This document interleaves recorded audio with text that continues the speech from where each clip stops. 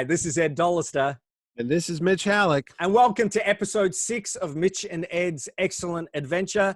This week, we're going to be tackling the phenomenon of drive-in movies and how can we recreate that in sort of quarantine. So we've got some ideas for you. How you been, Mitch? I've been doing all right, Ed. I mean, it seems to be the light at the end of the tunnel here. They say they're going to open up things on May 20th, which is a couple weeks away. So we'll knock on wood. Well, that's good. See. Yes, same here. I've got a Mitch Halleck hairstyle today. I know that. Yeah, mine's just all natural, but you actually trimmed yours. I did. Well, I got the special Mitch. It's trendy. The Mitch special, which was good. So I was pretty happy with that. So, yeah, the gray comes later on. So have you had any pop culture purchases arriving at your doorstep this week? Oh, my wife will tell you too many every day. Well, you know what it is? A lot of this stuff, and you'll get this too, we pre-order it months ago and literally out of sight, out of mind and forget all about it. Yes. And then what happens when you buy things on an impulse is you got to have it. You want to get it. You don't want to get sold out. So you'll buy it and you'll forget about it. Yes. And then the UPS or the FedEx man leaves something on the front porch from Amazon and you open it up and you go, what was I thinking about? So a lot of that happened. But no, mostly my stuff has been Baby Yoda things. That's the ratings go up when we say Baby Yoda. But that type of stuff, because it was it caught merchandising with their pants down when this came out because they didn't make anything that for Christmas. So a lot of people loved Baby Yoda. They fell in love with him on The Mandalorian, and there was no product. It's almost like the old days with the early bird special. Yes. So I had to order stuff and forgot about it, and then slowly little Yoda things have been popping up in the mail here and there. So well, I pre-ordered for Christmas for Kelly the Baby Yoda by Mattel, which is the sort of half plush, half. Oh, the interactive one? No, not the interactive one. It was it's like an 11-inch. I think it's sort of a life-size one. That's supposed to be shipping in May, but I haven't. I just checked this morning to go, oh, hopefully they haven't forgotten about it because I've paid for it. It's not alive, but sure. No, it might be. I think it's really weird how they're catching up on certain things and not. I've had things. I've bought a lot on eBay this week. And I did have my model Darth Vader TIE Fighter alive. Yeah. Except they packaged it in a paper bag. You know, one of those paper bag satchels. Yeah, no. So it arrived and it was like this thin. No, really. But luckily nothing was broken. The box. Yeah, but the box probably shot. The box could be folded back. It looked okay. That's too bad. Why would they ship it like that? Whatever. I don't know. You don't know. Anyway. Who knows? I do, since all the stuff we've been talking about is movie related, Star Wars and your Star Wars model. I was talking about how much I missed the movies because this week was May the 4th. Yes. The unofficial Star Wars day. And I started, and they put on Rise of Skywalker on Disney Plus, so that was nice. But I can't think of the summer, I can't think of May without thinking of movies and big blockbusters and how we grew up with every summer that Memorial Day weekend here in the States, Memorial Day anyway, and God knows probably Christmas at your end, 2 years earlier, they would have a big movie. Yes. And I remember, the Legend of the Lone Ranger, which opened in 1981. Yeah. Anyway, I have my Starlog magazine around here somewhere. I did. I was going to just bombard you with all the movies that came out. But before the big summer blockbuster, before the big thing that you had to line up for, I remember as a kid going to drive-in movie theaters. And the reason why this became a subject lately is because we're under quarantine. You can't go out. You can't mingle with people. You can't go to theater settings anymore. I said, too bad they don't have drive-in movie theaters like they used to. When I was a kid, there was drive-in theaters like every town or every other town had one. My hometown in West Haven, Connecticut, had the Bowl Drive-In. And it was, you'd go in, you had to wait till dusk. So it was a little dark out. And there was a playground up front. And what they did is they had these bumps in the blacktop, the asphalt. So your car would park up a little bit on a little bit of a hill. So it would be an incline. Yeah, they weren't all flat. So the idea is if you parked your car up like that on a edge, you'd see the movie better. So you'd Yes. be lifted upwards because, your car might, if it's flat and the screen's up here, you all got to lean over like that and try to look up. But if you tilt the car, you could get a better view of the thing. Or you would go, if you had a friend that had a station wagon or a pickup truck, and they'd park it backwards and the kids would lay in the flatbed. They'd get some pillows out, some blankets because it would get cool. Or they would just open the top if you had a convertible or whatever. You would just watch the screen. Yes. It was all encompassing. But there was a playground. There was stuff to do when you were bored. You'd get out of your car. And before the movie started, they would have these great little animated concession cartoons. Like, hi, folks. I'm Rico. Oh, Nacho. He's Peppy. See? You can find us at the concession stand in the lobby. Along with all sorts of other tasty goodies. See? Rico's Nachos, a refreshingly new and different snack discovery.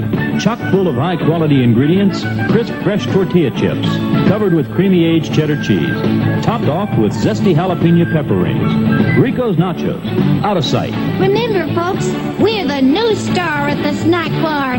Rico's Nachos, a new taste treat you can't beat. See? Rico's Nachos, on sale at the snack bar now. hey, let's all go to the lobby. Let's all go to the lobby. And we'll all go get some candy. Dun, dun, dun, dun, dun. And it was cute pretty because good. I remember, thank you. I remember walking over to the swing set and you'd be on the swing and there's big screens in front of you, 80 feet high. It's humongous. Yes. And there's this giant hot dog dancing around. Yeah. And, you know, a little popcorn, dancing popcorn, dancing candy bars. But they would do double features too, because you got your money's worth. I don't know how they did it in Australia, but you paid by the carload. So you would pack as many people as you could. So it was me, my mom, my dad, my two sisters. So 5 people in a station wagon shoved in there, and you'd pay like $12 for the whole car. Yes. You go to the theater, and it was always double features. And I remember I saw Escape from Planet of the Apes. That was the very first drive-in I think I went to, and it was 72, 73, that movie came out. And it was crazy because you all just imagine being stuck with your family like we are now in quarantine, but you're all in a car and your dad's there and your mom's there. And what you would do is you'd put these speakers on the car window. Yes. And little tiny little speaker. I mean, it's like, I don't know what to recall as a bad speaker, but you'd hook it up, you'd roll your window up somewhat, and the speaker would be hanging in there, and you'd try to tune it in and listen, and the kids are screaming in the background. Your dad's getting mad. He's swapping at you like, get out of here, sit down, watch the movie. And then if you want to go open up to get some popcorn or go to the movies or go to the playground, you had to be careful of the window because you had this giant speaker thing. Yeah, hanging with those like those die-cast metal or whatever they were. Yeah. And it was an adventure. I'll tell you that, man. Going to a drive-in was not just like going to buy a ticket and sitting down and watching a movie. It was a real. It was an adventure, wasn't it? Yeah, for the whole night. I mean, It was just something. And they don't have that. That they did change the technology. In the 80s, they changed it from that speaker to where you would tune in your radio. Yes, and you got a little bit better quality sound, which was You got better quality sound. Yep. But then you'd have to leave your car on. So then people would get dead batteries. They would turn their car on and they'd turn the lights up, but they leave the radio going. So for a 2 or 3 or 4 hour double feature, now you've drained your car battery. So at the end of the night, you'd see the guy coming with the jumper cables to jump the cars up.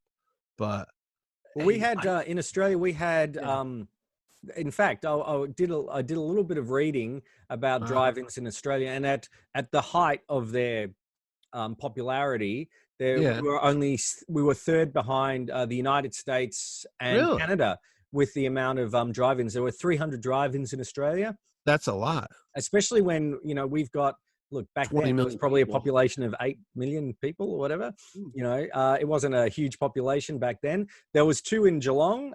In fact, there was one just up the road, the Geelong Village Drive-In, from which is sadly no longer there. There was one in Bellarine as well, which is now I think like a retirement village or a they Right, repurposed right. land, unfortunately.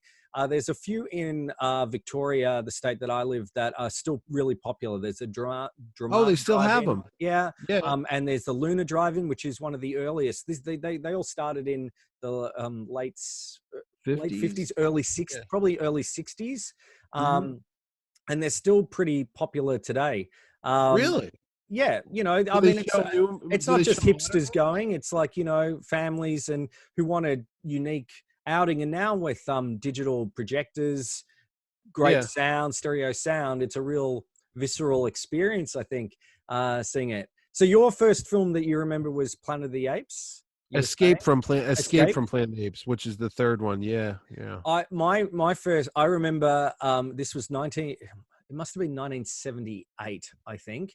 Mm. And at school they were giving away, this is in primary school, they were giving away tickets to the drive-in to see Star Wars. Oh, of And course. I'd seen Star Wars at the Yeah, cinemas multiple times, but I got a pass to see it, and we yeah. went up and saw it. And I remember it as if it was only yesterday. Not only did that's where I got my good old Luke Skywalker poster Yeah. with the Coca-Cola at the concession stand. Mhm. Actually, what do they call it? Concessions? I don't know. They've given up. They've I I don't conceded. know either. Here's your pot. That's I right. never thought about it. Yeah, but they do call it the concession stand. Yeah. Anyway, so I remember getting that, but I I do didn't know there was remember. going to be a quiz today, Ed. No one told me about that. I I'll know look that's okay. It was the clearest summer night that I saw Yeah, this on. There yeah, was it was a beautiful star field. And yeah. I just remember during the Death Star battle, it was Oh, it like looked like they it were was going to right there. fly off the screen into Well, outer space. It was amazing. you know what? You just reminded me something. Thunderstorms in the summertime are a big deal around here, and I Hmm. remember that was a bad thing to happen at the drive-in because I remember going to see Jungle Book, Yes. the Disney cartoon Jungle Book, and there was storm clouds coming in. Where our drive-in was, it was off the main road, off the Boston Post Road, Route 1, and there was a Dunkin' Donuts out front, which is a donut shop, and you'd pull in and you'd go into the theater. But way behind it, so people weren't cheating and watching the movies, was the town dump, like the recycle area or whatever. Yeah. It was scrap. So there was nobody sitting back there. You had to be pretty hard up to cut through the town dump to sit there in an empty field to watch the movie if you really wanted to. But when you'd watch the screen, you'd see the beach in the distance, and you'd see the storm start coming in over the ocean, and you see the lightning, and you're like, "Oh God, don't get here before the movie's over." Because I want to see the movie. Because once the rain's coming down, and picture that, you're trying to watch a movie, you get the wiper blades going, the rain's pouring down, Yep. and and your dad's just pulling the hair out of his head, like, I want to go home. I got to work in the morning. Well, no, we want to see what happens to That's Jungle right. Book. Yeah. But they used to show a lot of schlocky movies, like B Yes. movies too, Yep. because I do remember the Bowl Drive-In. You would get Godzilla double features, and I remember seeing Godzilla versus Megalon Hmm. and Godzilla versus something else, and they were just trash movies, and I can't imagine my poor mom and dad sitting through these movies. I think they would just be asleep in the front seat, Yep. and they would park the car backwards, and they'd drop the trunk open or whatever, and we'd all sit in the back watching it. But there were some really bad movies, and then they used to That was make part of movies. the fun, though. I think those schlocky, because Oh, the you know what picture it quality. was? What? It was not. It was Godzilla versus Megalon, and the second feature, because you could go to both movies. You could Mhm. come early and sit through both, or if you just wanted to catch the second show, 7 to 9 would be Godzilla, and then from 9:30 to 11:30 would be the double feature, the second feature. And I remember we saw in the second feature was the giant spider invasion with William Shatner, and I'm gonna say Shelley Winters or some blonde actress, and there was a big. Have you ever seen the giant spider invasion? I'm not a Spider fan, so Oh, no. no. So it was about Captain James Kirk was now the sheriff in a small town. Yes. Connie Stevens was in it. Connie Stevens, I think. or no, maybe it was Shelley Winters, whatever. It was one of those large I'll women find actors. out. But you'll find out. So the spiders are everywhere. I mean, they're all over the place, and they're like tarantulas, and they're like they cocoon people up, and they're coming out of their mouths and stuff. And I remember one guy killing a big spider with a shoe, like James Bond did, and Shatner shooting at him and everything. It was really bad. And then the other trailers they were shown were more bad drive-in theaters. It was The Devil's Reign with John Travolta, I'm going to say Loretta Swit, and maybe Ernie Borgnine. And what it was is like these people are on a camping trip and they're driving into the highway, but they drive by a bunch of satanic cult people because who else would be out in the middle of the desert but satanic worshipers? And now, unless you're at a drive-in, of course. Yep. The Satan. You know what's funny? Behind that dumpster, that junkyard, they did find a satanic cult in the 80s there, like the stars and some dead chickens, but that's another story. I lived in a weird town. So they're being chased across the desert roads now by this satanic cult, and it's Hot Lips Houlihan and Vinnie Barbarino in a car being chased by McHale from McHale's Navy. What a movie, man. And that was The Devil's Reign. I saw that one there in a drive-in theater too. But you know what they had to do to survive? Because once VCRs came out in the late 70s, early 80s, I think that was the decline of the drive-in theater because people would say, oh, I can watch movies at home now. The Bowl drive-in theater turned into a porno theater, like pornography, but like maybe soft porn, not like, I don't think it was hardcore. I'm not like good on my degrees. I don't know what you're talking about, but anyway, go on. Okay, and whatever, he has a secret name. Anyway, I went there, the Dunkin' Donuts with my dad. I remember being in high school, and he pulled up to get a coffee and a donut, and I'm in the front seat, and I don't know where we were going, but it was nighttime, and if you craned your head just right and looked up, you could see the movie screen, the drive-in theater, and you could always kind of see a little bit of what was on. And all I remember is like straining my neck to look over there, and we saw this giant 40, 50-foot buttocks gyrating up there on the screen doing something, and boobs, like breasts. And my dad's like, and we're both looking at this thing. He goes, oh, and he starts the car up. We better not look at that. Don't tell your mother that we saw that. That's not she's not going to be happy. But all the kids from high school would go to the dump behind a drive-in theater and park their cars. And even though there was no sound, you didn't really need to have much sound. Yeah. You could see sexual activity going on, primitive sexual practices going on back there on the big screen in the drive-in theater. Most of that might have been going on in the cars at the same time. That's too. right. That's another thing drive-in theaters had. I remember that scene in Grease. Yes. They had I don't know what she called it, but a passion pit or something like that. Yep. Alone at the drive-in.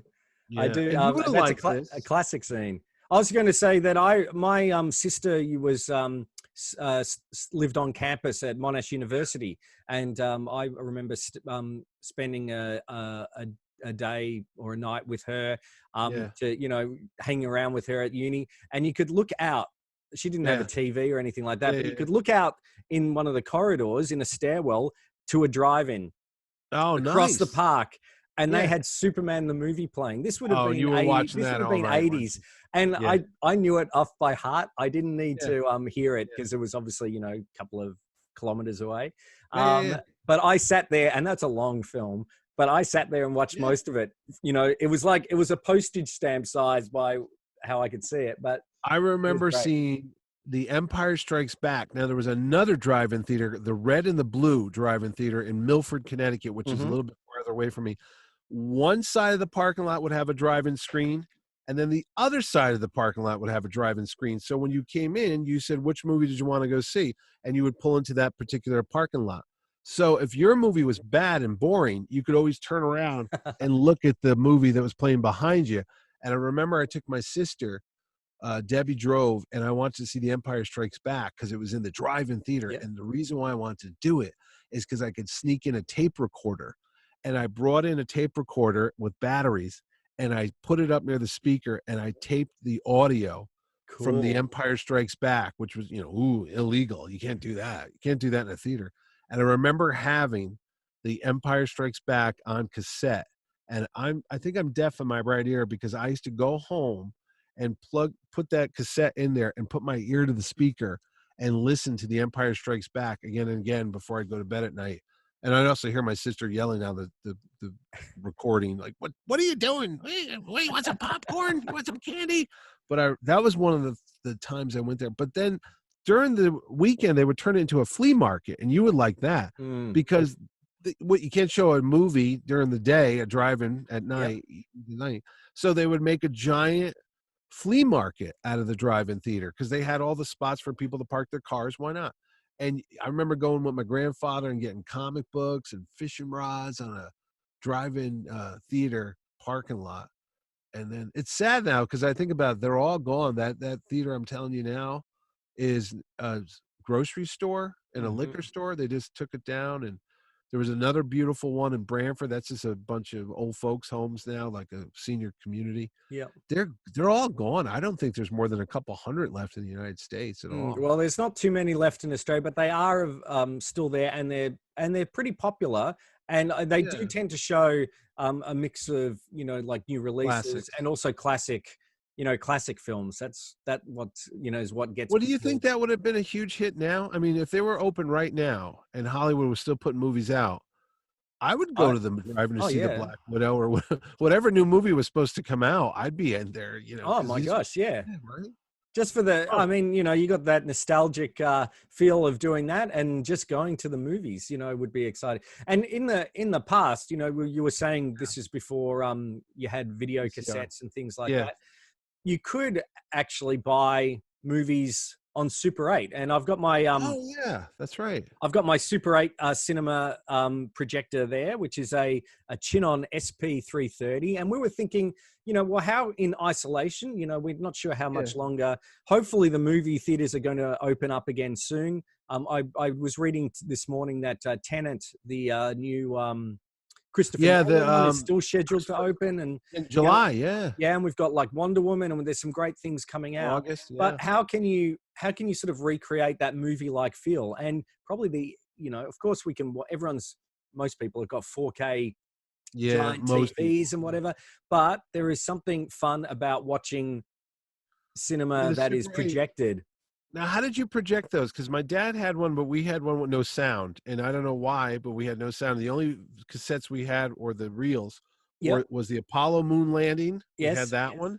And we had a Donald Duck cartoon with Chip and Dale, but there was no sound. I don't know why. Okay, so just to let you know, you can in the probably late 60s through definitely the 70s through to the very early 80s, you could actually buy movies on Super 8 and project them at home, and they were very truncated versions. So you would get they were like a 15-minute version edited together, and you could watch that and project it on the big screen.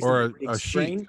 And they came in black and white, they came in silent, and they came in color as well. So mine's did they buy those at stores, or you had to mail away from them? A bit of both. You could there was a lot of mailaways, or you could sell them at like Kodak photo labs and things like that. I think Sears department store used to have a section of Super 8 They probably movies. would have had them near their televisions and things like that. Yeah, I remember that a bit. Yeah. So I've got well, it's not a huge collection, but it's a pretty big collection. So I thought I'd show you some of these things. Yeah. These might be some things that you might want to do. You can on eBay, you can pick up like a sound projector for anything from 50 to a couple of $1,000s for some really high end ones, but that one's probably about $300 if you're interested. And you can pick up a variety of different movies for 10 to my elusive Empire Strikes Back one, which I still can't get, which is a couple of $100.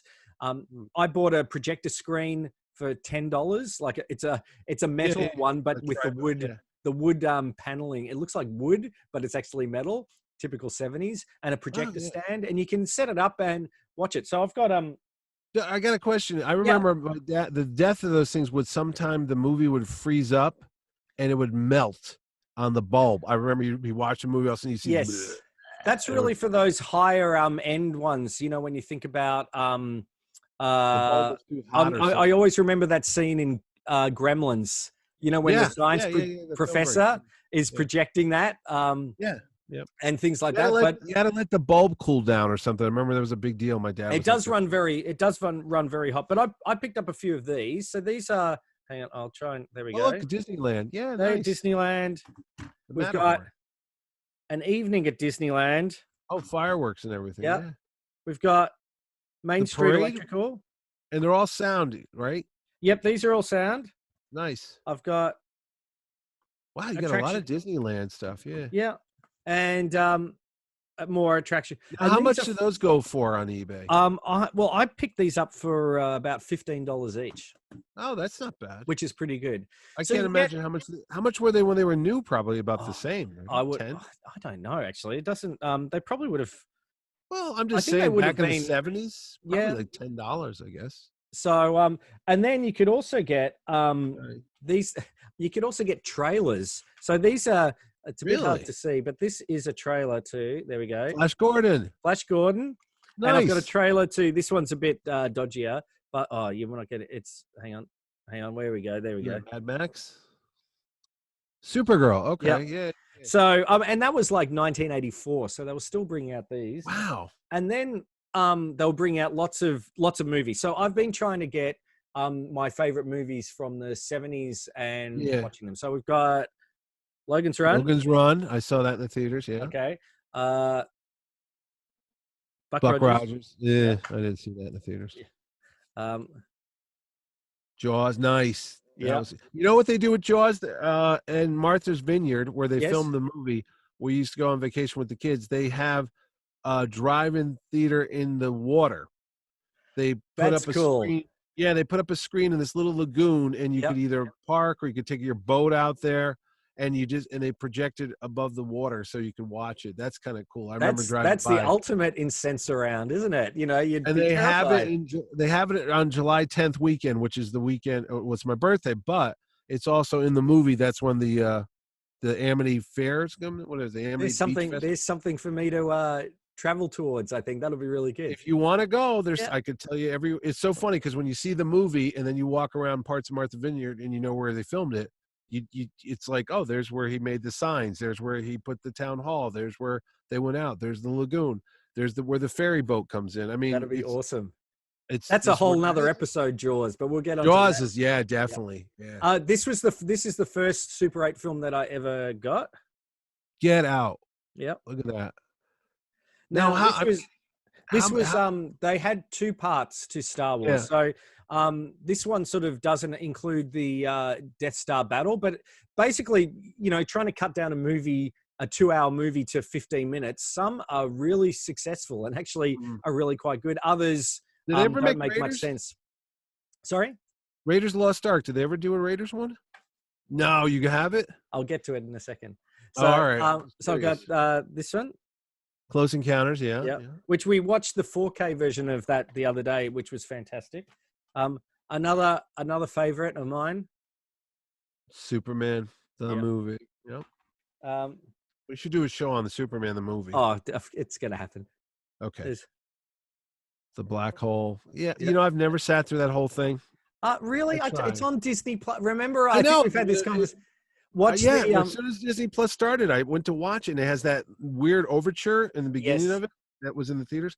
It just gets really dull. I'm sorry. I just get bored with it when they it find is, but there's some beautiful matte bad guy? painting. There's some beautiful matte paintings by I'm not sure. Harrison Ellen Shaw. Yeah, and I don't know if Yeah. Peter Allen Shaw was still working at that stage, but they were amazing. Oh no, Watch it's it. beautiful stuff, but it just fall. Give it a Who's the go. bad guy? Maximilian Schell. Yes. We've got yeah. It's just ponderous. It just goes I know, on. I know. What's the- I don't know. Uh, Smokey and the Bandit. Oh, the only other movie in 1977 we had to go see every other time. yeah. go to We the have theater, got that one which we showed last Battlestar, episode, yeah, Battlestar Galactica, which I said was only part 2, unfortunately. There's a silly question. Um, There was never any TV shows, right? Not that I'm aware of. Jaws 2. Jaws 2 is not a bad movie. Look, For a it's, sequel, I think that's it's a not bad. really good. It's a really good film, but it's because Jaws was such a fantastic movie. Yeah. It's going to pale a little bit in comparison to it, but I think it's really It's good. pretty- I And mean, yeah, the it's score pretty by good. John Williams, if you ask Ron Longo, you know, it's Yeah. it's a great score. So I've got that. Wait, Here you John go. Williams did the score for Jaws 2? Yes, he did. I did not know that. That's great. That's that poster I was telling you about Yeah. that I really like. Look at that. Yeah, and it's got this one's got. Is on there the back. 2 of those or just one? Just one. Just And one. it's only 15 minutes? This one probably goes for about. That was just on here the other day.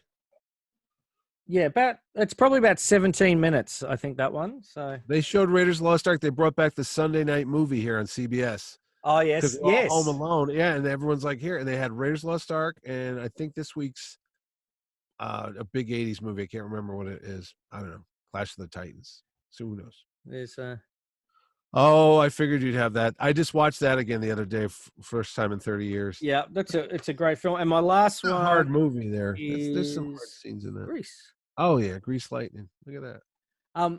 So they brought out a stack. You can, they're varying prices. The Star Wars come up quite a bit. Yeah, You can I get them for suppose. $30 to $50 or something like that. And I've got to say they're quite unique collectibles. One thing that does happen is that they start to get a bit pink, the pinkish. Yeah, the emulsion on the film. So, nitrate. but they're still watchable. The sound is really quite good, and it's great fun. So if you do that, what we've done in the past, we've invited people over on New Year's Eve. We'd set up the projector. We'd have a set because they're only short, so you can watch a stack of them in the night. We have popcorn. We have hot dogs outside. We have a trivia in between because it takes to watch it back. It takes to rewind it. It takes about it's not as quick to rewind it. So you've got options there. So it's really good fun to do. When did those start to die out? It was once video cassettes came out, even though they were quite expensive. Like I remember buying Raiders of the Lost Ark and that was cheap at $49.95. Oh yeah, no, that was the one that broke all records because they lowered the price. Raiders was like a staggering only $29.99. It was like, oh my God, you could own a movie for $30. Because prior to that, I remember my birthday present was getting Star Wars on VHS. I didn't have a VCR. We had to rent a VCR for the weekend, and I got to watch it. And then you brought it back, and eventually we saved up because VCRs were $1,000 or something. Yeah. They were crazy money in the early '80s, But they'd have a place called like Rent-A-Center, and you could rent a VCR. You could rent video games. You would try them out, and then you'd bring them back, and that was an '80s thing. I remember. Well, we had to rent movies. We rented a VCR so I could record the making of Raiders of the Lost Ark. Yeah. Back in '81, and then I have that. So, yeah. And then my parents bought me for my birthday, and I've got I found that going through my dad's stuff. You found the receipt? I found the receipt. He bought Far Lap, the movie, which is about a horse race. He was in that movie. They filmed it. Not Kirk Douglas. That's the man from Snowy River. It was filmed in Geelong around here, and my dad was an extra in it. Oh, no kidding! I saw Far Lap when I was a kid. Yeah. So he bought that, but they bought direct from the video store, brand new Empire Strikes Back, which I still have on it was $110 in 1980 something, and I watched that like you would not believe. If I find the receipt, I've got it somewhere. I'll put a picture up of it. I have mine right around the corner in the garage. I don't know why. I keep them in a cold place, but I have my Empire, and I was so mad because you want everything to be perfect, like the spines to match up, and the Empire Strikes Back, I think it's a light blue, but the letters are in red. No, the letters are in white. It's white, but Star Wars was in. Star Wars was a smaller case. Well, it was in Australia. It was a smaller. But it was that truncated Star Wars, the one that's in perspective, the logo. You know that it's like a pyramid shape. That's on the side of the box, and that drove me crazy. I was like, that doesn't look like the movie title, like it should look. But whatever. Well, that's like the 4K discs of. So I bought all the new Star Wars movies on 4K. Yeah. So it's all from A New Hope up to. Oh, you bought the box set? No, I didn't buy the box set, but I bought it was cheaper to buy them all individually, and I didn't really want to get the. I thought so too. Yeah. There was nothing really extra in the book, that no, to get. They it was like $100 difference. Yeah, it was over at the Best Buy. It was an exclusive, and it looks, big box, says Star Wars Legacy or whatever, the Skywalker Saga, but it was like $275 or whatever, and you could buy the individual movies for cheaper than the big pretty box. I'm like, yeah. So I got the individuals, but what bugs me is that so all of them up to The Last Jedi, they all match. Then Rise of Skywalker, different. I'm thinking, why? I don't know. Don't you know that we have OCD? That's why I have these books behind me. They're like, when they change the spine and they do a white spine with red letters, I'm like, no, it has to be black with red because all the rest. I know. Collect them all. We want them all to be the same. It's a little bit of control we have over. That's right. I understand. Well, that was a good one there. I mean, did you ever have you know what I had? Mm-hmm. Speaking of movies, I just got rid of them, and I know people are going to get mad because they go, "Why did you throw those out?" The movie theater that I saw all my big movies as a kid, the Orange Showcase Cinema, I saw Star Wars, Raiders, King Kong, Superman 2 in 1981. Every movie until that theater closed. The last one I saw was The Shadow with Alec Baldwin. Oh, there's another favorite of mine. Yes. They knocked the theater down, and then they made it like a Yale medical building. But when they demolished it, all the seats, all the reclining seats, and they were throwing them away. And I went down there and I said to the guy, "Could I have some?" He said, "Yeah, we're throwing these out." I had 4 of them. And I always planned on making a movie theater. I said, when I own a house one day, I'm going to set up in the basement a movie theater, and I'm going to have the actual movie theater seats that I sat in to watch all my good movies. Yeah. And they were at my grandmother's place, and the cellar got water in it, so 2 of them got moldy. I had to throw them out. But just until like last year, I had the other 2 seats here in my garage, and I had kept planning to build something down here with a big screen, and I'd sit in my original movie theater seats. But alas, they were just getting old. They were just getting moldy. So I just threw them away. But to me, that was the movies that I remember, because the seat was like a red leather backing with a cushion, and then the seats would fold up. Do you remember that when you go to the movie theater, you had to put the seat down? They weren't like they are now with recliners or anything like that. Yep. There was no cup holders or anything. No. It was just a seat, and they would go up, and you sit down.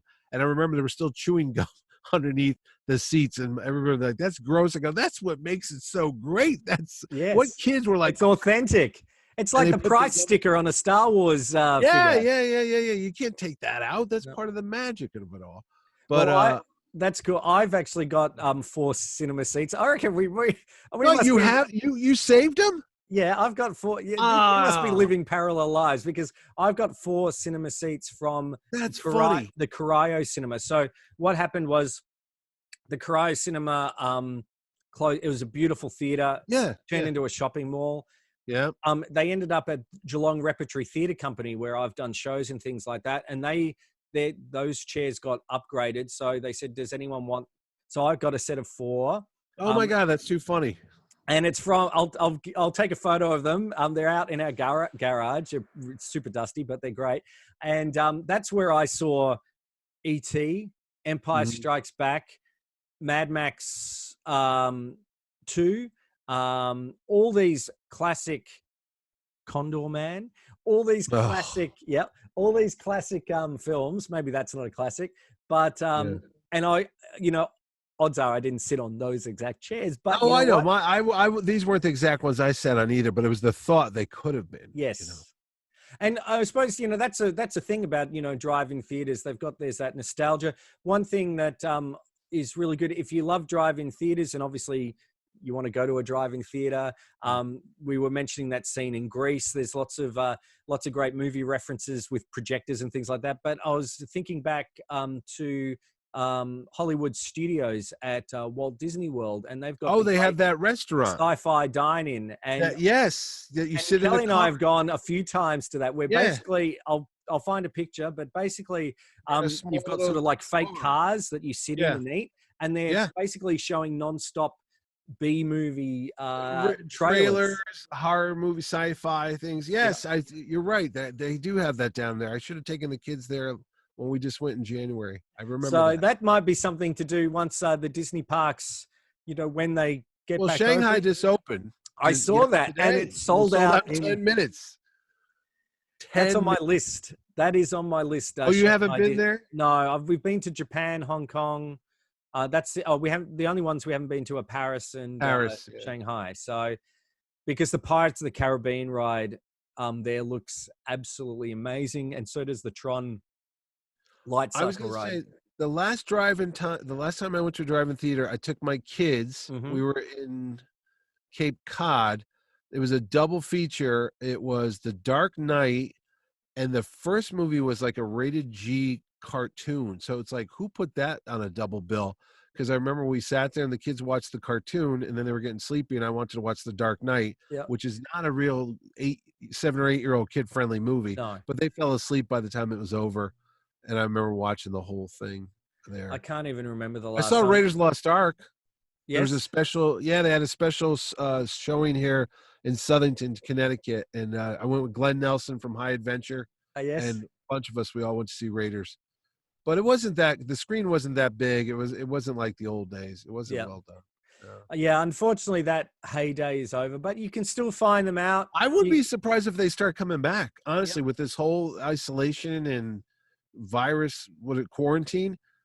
It's not that hard to make a drive-in theater. All you need is a big empty parking lot or a side of a building, actually, and a projector. And what you like when I went to Disney World in January, they projected clips of the Star Wars movies on the side of the buildings there with special effects and fireworks and the whole thing. It was just like being at a drive-in theater again. It was phenomenal, though. I mean, because you don't realize how big a movie is until you see it on a screen like that. I mean, everyone's so used to these megaplexes where they don't look much bigger than someone's basement. I hate when I go to the theater and it's like a little tiny 20-foot screen. I want to see the big 1,000-foot gigantic explosions, like I had as a kid, because it really does. It changed the overall experience of the movie. Oh my gosh, yes. When you're like almost like the big IMAX theaters, I will go and pay the extra money to see the new movies at the IMAX theater just because it's so big and the sound is there and you're like into the movie, I think it is. It's that shared experience you're also having with a group of people. Those midnight screenings are always amazing. The screenings with the symphony orchestras that they have. They do those live are an amazing thing. So, cinema. I would say cinema is certainly not dead. As it's not going to go away. No. But remember, you can recreate it at home a little bit and have a little bit of a nostalgia hit if you want, and it doesn't cost you too much. And it's a good, pretty unique collectible as well, because it's not. I suppose it's not a mainstream. There are obviously people collect everything, but if you could have filmed your own home movies. Wasn't that the whole point of those things? Thank you for reminding me. I did a number. In fact, what I will do is I'll put up. Ed Dollister's home movies as a kid? Well, no. I made movies I made Super 8 movies. My parents won a trip. Oh, yeah? Here we go. My parents won a trip to Fiji in 1981. Is that like Fiji? Yeah, no, but it's Fiji. It's how we Aussies call it. All right. Fiji? Yeah. Anyway, it's like, how do you say caramel? Caramel. Yeah. Caramel. And Craig. Why do you call people Craig? That's what I don't get. It's Craig. Wait, C-R-A-I-G. Here we go off there's the 2-hour mark. C-R-A-I-G, the name Craig? Craig. Yeah. Craig. Anyway. Craig. They won a trip to Fiji, and with duty free, they bought this projector, and they bought me a Super 8 camera. Nice. And I started making films in the backyard. I made 2 Indiana Jones films. Movies I saw on the screen. No, that's no. I made two Indiana Jones films. One was Indiana Jones and the Curse of the Maltese Cross.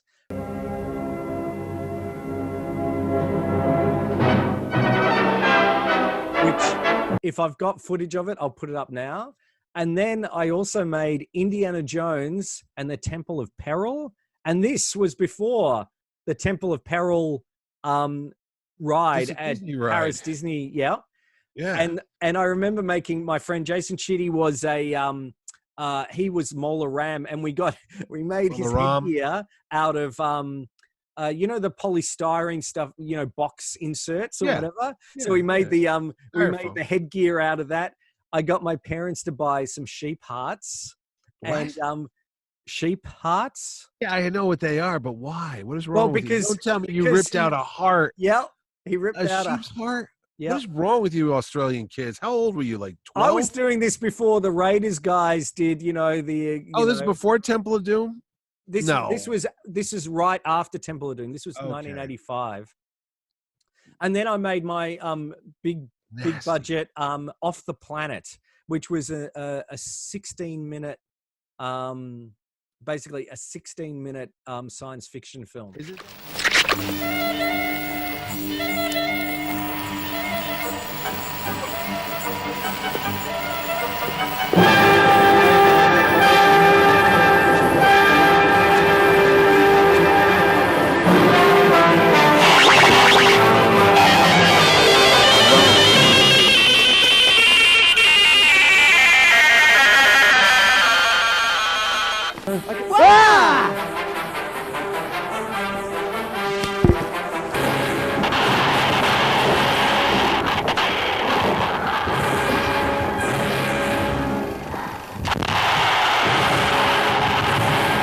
Isn't that the full length of the film?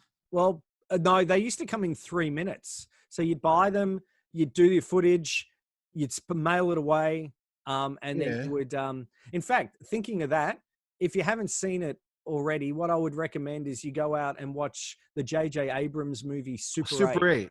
Yeah, I saw that. It's a great film, and we watched it again the other day. Is he the guy that got his start because he had to transfer Spielberg's Super 8 movies? That sounds vaguely familiar to me, yes. I think J.J. Abrams got to start as they answered an ad. Yeah, because Grunberg told me that story, that they got a story that Kathleen Kennedy might have hired him she was Spielberg's assistant, to transfer or clean up his old Super 8 movie. I think it was called Firefly or something like that, Firelight. And they did. They would go home and they'd go and clean it up, and they'd spool, sprockets? They cut the clips together. I guess there was like cuts in the film, and they mend them. And then that's how J.J. Abrams, I'm going to say he got his early start in movies with that. Look, I think you're probably right there. So, yeah. and that shows his love of, that. So, anyway, so that's By the way, before we sign off, did we get the 1,000 subscribers yet? Because not yet. We're close. Oh, you found it again. Oh yeah. When I've been cleaning up slowly, I'm getting the comic books in order. Remember, I will eat this 1989 Batman cereal, unopened since 1989 by the Ralston Purina Company, makers of fine dog food. It has no tropical oils in it. I don't know if they can see that. That's good, because you don't want to have tropical oils. No. And I will eat a bowl of that live on camera when this happens. So. That would be good. We must say thank you very much to everyone who has already subscribed. If you're watching this and you haven't subscribed, oh no, you don't want to turn to the dark side, but do subscribe. Write a comment. What about your thoughts on Super 8 movies or going to the drive-in? We'd love to hear your comments there. So please do that.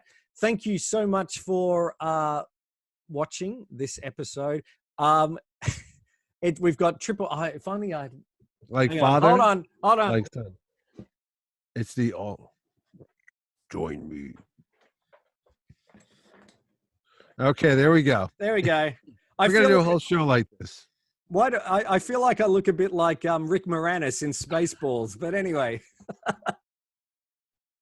Quick, go to ludicrous speed. Anyway, this is Ed Dollister. This is Mitch Halleck. And you've been watching Mitch and Ed's Excellent Adventure. Thanks for watching, and we'll see you next time.